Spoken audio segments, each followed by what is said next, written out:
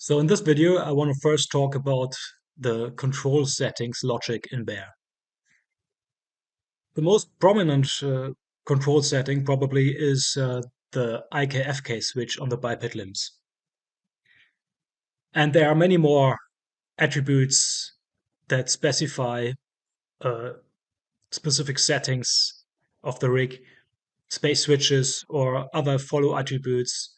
For instance, if you select the eye target control, you can find extra attributes like blink, blink hate, flashy follow attributes, and such.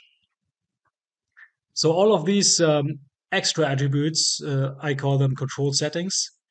Control settings may also be transforms, but this is a slightly different story. I will talk a bit about just in a minute later. Um, and basically, you want to have the rig in a certain state of control settings built. So the animator can start with a specific set of control values. For instance, you want to have the IK-FK switch either on IK or on FK. Or you want to have a specific blink height to start with for the animator. And also specific flashy attributes per character. So all of these control settings are saved in the bear builder and loaded on the build. And if you look at the bear builder in the build tab, you can find this build step called rig settings. So rig settings is exactly the same as control settings. It's just named rig settings to have a consistent naming structure, since we have guide settings, rig settings. So it's named rig settings here, but you can also call them control settings if you wish. So control settings or rig settings are saved via the file menu, save rig settings. And they are loaded by checking this box and hitting build. So the build step here is basically a load step. So let's take a practical example. So on the eye target control, if we go to the blink, we can see that this is probably not the blink shape that we wish to have. So we want to lower the blink height a bit, for instance, and this should be a better default state for the animator. So let's set this to something like 0.25. And you also might want to adjust the flashy attributes, meaning the how much the eyelids follow the eyeball. So the flashy X and Y attributes are pretty much self-explanatory. You can define how much the eyelids follows in a specific axis. Upper, lower lid, and the corners independently. Worth to point out is the flashy rotate attribute, which if you increase it, you can see that it gives a slightly different behavior, as if the iris bulge would push out the eyelids. So it doesn't really push it out, but the eyelids are just rotating. So it's a kind of fake effect. So if you put this back to 0, you can see looks a little bit more stiff, but still fine. And if you put it to 1, this is quite extreme actually, but it looks a bit more organic. This is maybe too much. So 0.5 maybe. So it looks slightly more organic, but it changes the eyelid shape a little bit. So it's by default a pretty low value. So let's say this is our desired default set of values for the eyelids, and we can go ahead and save the rig settings right here, and we'll ask you to overwrite version 14, the current version, or save the new version. If we open the asset folder, you can take the shortcut here. um, you will see the rig settings folder here and get an idea about how the values are saved. So per control, there's one JSON file which holds all those attribute values. For the iTarget control, for instance, it looks like this. So once saved, you can always hit rig settings and hit build. And this will give a script output here that the rig settings have been loaded.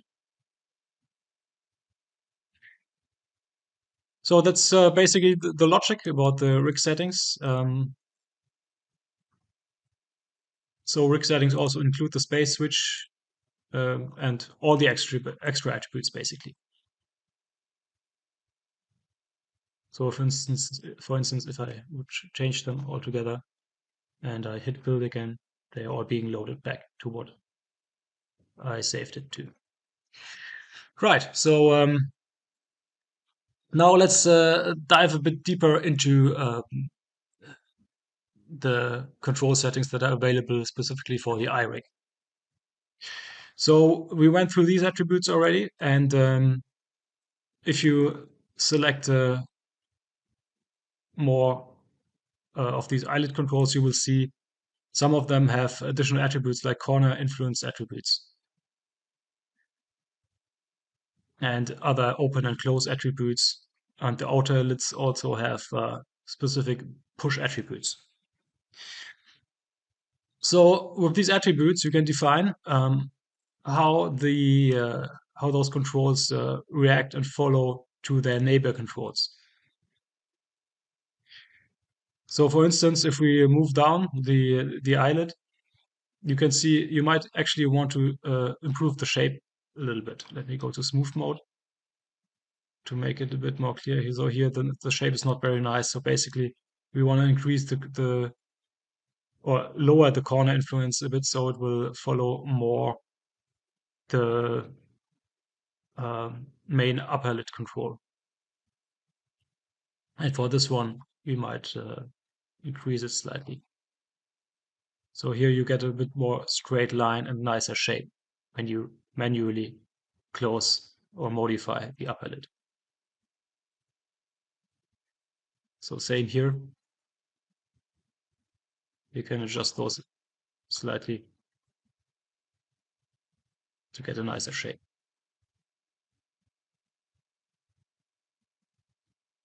There are also open and close attributes. So with these attributes, you can do even more fine-tuning for how the shape turns out. So for instance, if we, let's say, if we open the eyelid, you can specifically define how much this control is being pushed to X or Y.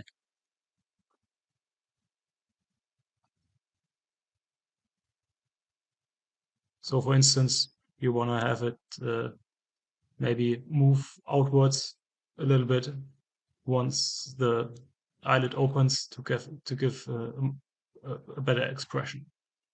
Or when you close it, you go to the push close attribute and you can adjust the shape with more precision. For example, it might make sense to have them push in X a little bit and push them down a little bit to improve the shape.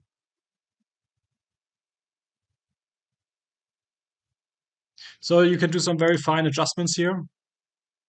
And again, don't forget to save your rig settings once you're happy with them. Also, you can mirror them at any time. You can go to edit and do mirror rig settings. So this will also mirror the transform values, by the way. And transform values are actually part of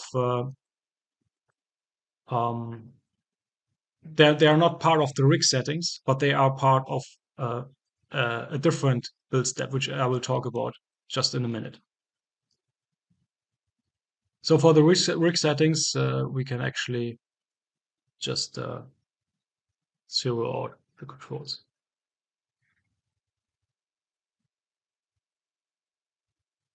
So here the follow attributes and additional attributes have been copied over from the left to the right side. Also, the outer lids have push attributes. So if you move the upper lid up, for example, you can have those outer lines react to it and have them push up a little bit.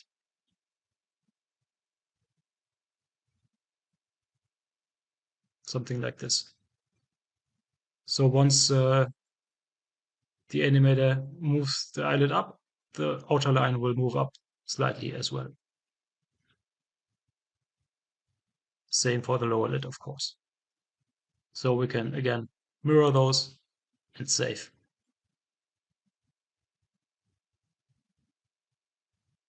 Let's do the same thing for the lower lid, actually. Because here you see you want to avoid a little bit this penetration or just have a bit more natural behavior. So we want to push, translate, and Y a little.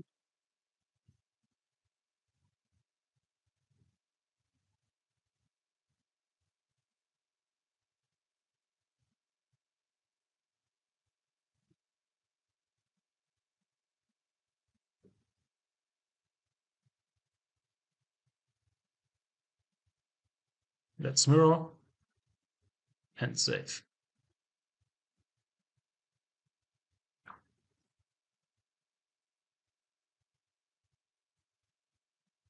Also, you can see that when the eyeball rotates, this push behavior is in uh, uh, has an effect as well.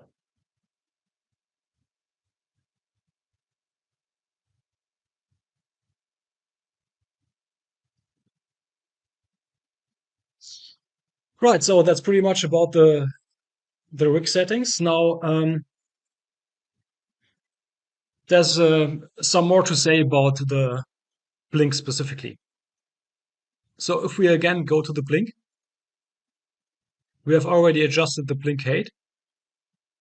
However, the shape of the blink I'm not really satisfied with.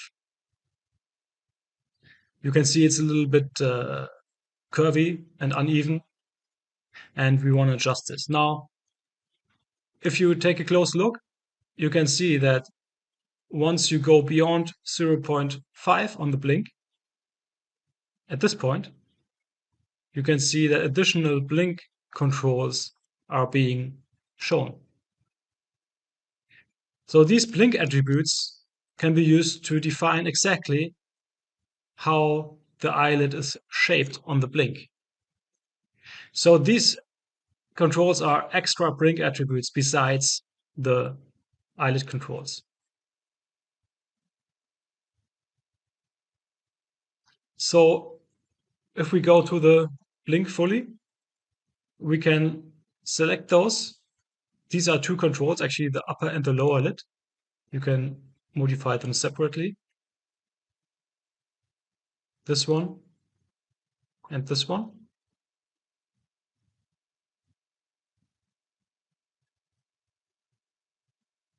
So normally you want to select them both, but you can also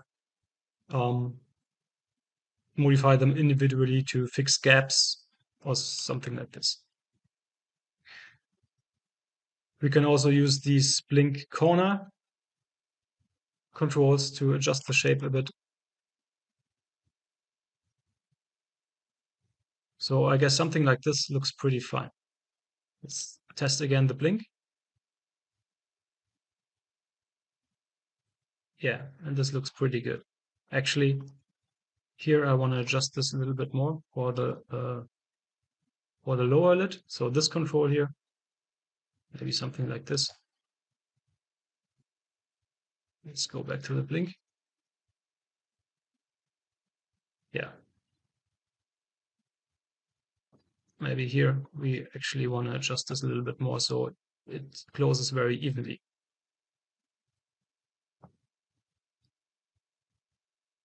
So for perfect blink sealing, there will be a sealing feature very soon. I already completed it for a different rig system, and I will implement it in Bear in the near future.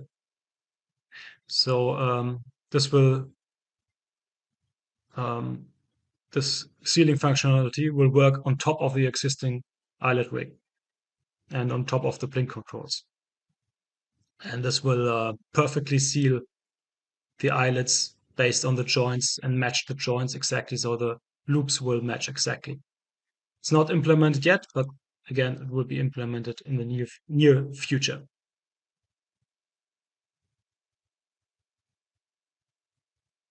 So let's say we are happy with this, and we can also mirror those rig settings, and it will mirror the blink shape to the other side. Now, I mentioned earlier that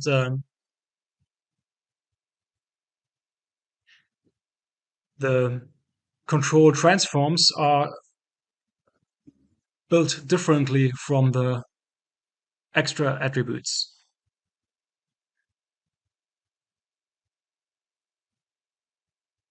Now you can mirror them using this option, but saving them actually doesn't work with this option because the transforms of those controls you always want to zero out. And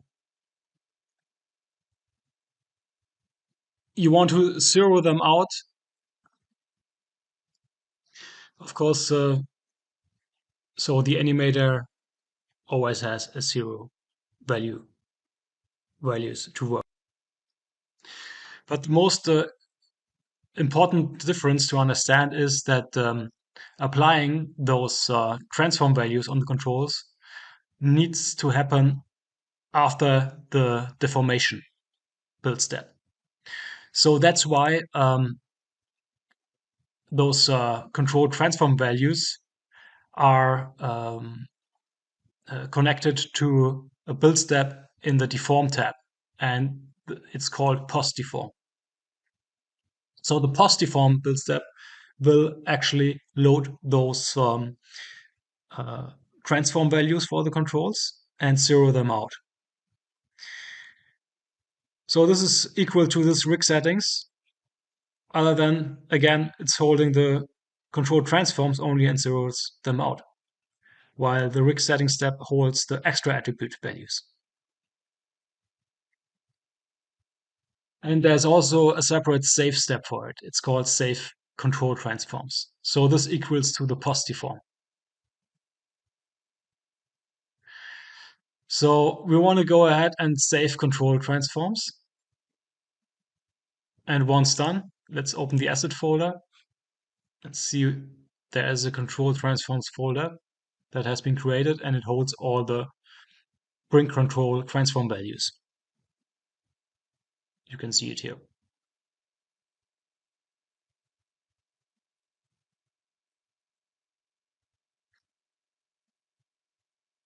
So once we can use this post deform build step to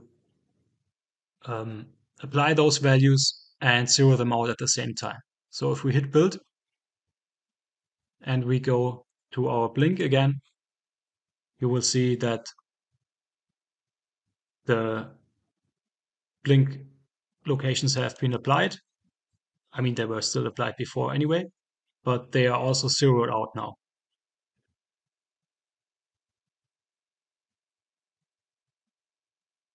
So if we were to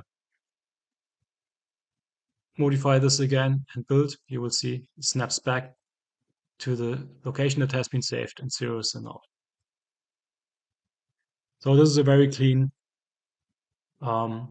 condition of the rig for the animator to start.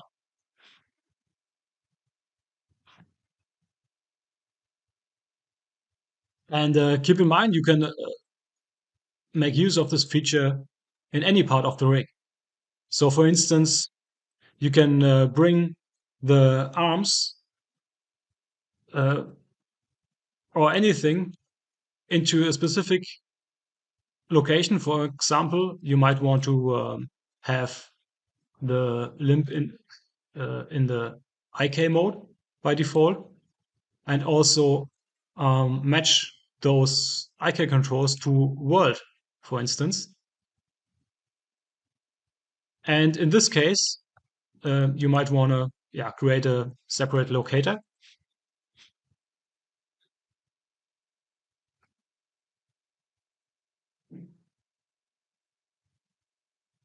Um, for some reason, Maya doesn't want to create the locator right now. Give me 1 second. I have created a sphere instead. So, for instance, you can match the orientation to this temporary object to have it world oriented. And then you can go to the extra attributes and find this option, postiform alignment. So this will enable this control to save the control transforms and make use of the postiform build step. So you can activate this option. And by the way, the print controls have this option enabled by default already. If you take a look, by selecting the blink control, it has the postiform alignment enabled by default, and that's why it worked right out of the box as we saved it and used the postiform build step. But for all other controls, which is a more customized case, you need to activate this option manually and have this control basically flagged as a postiform build step. So once this is active, you can go back to your bear builder, save control transforms, and notice that this control now has been saved with its transform values. And now you can make use of the postiform build step and see that it has been zeroed out and it's world oriented. So this is a very convenient way to bring the rig into any pose that you like while having it zeroed out, and still have it built in your binding pose, right? Because those values are stored in the offset parent matrix, and obviously the skin cluster is still, so the rig is still bound from in the original pose. And if you rebuild the rig, it will respect that perfectly, since it will build from here, go through the building here, and then go to through deform. It will build the skin cluster and everything, and after that, it will do the postiform. So I hope that the logic is clear, and yeah, I think that should be pretty much it about it for the eyelet control settings and covering the entire rig settings and postiform logic. Hope you enjoyed this video and see you in the next one. Thanks.